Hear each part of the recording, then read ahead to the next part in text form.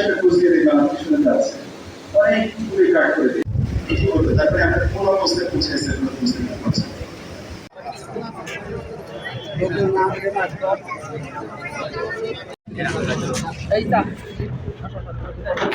একজন এসো।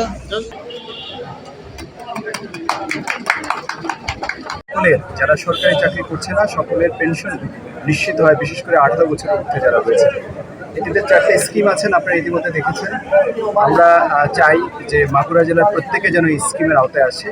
এই সর্বজনীন পেনশন স্কিমের মাধ্যমে সকলকে সরকার নিশ্চয়তা দিতে চায়, আমৃত্যু নিশ্চয়তা দিতে চায় যে সে যেন ভালো থাকে।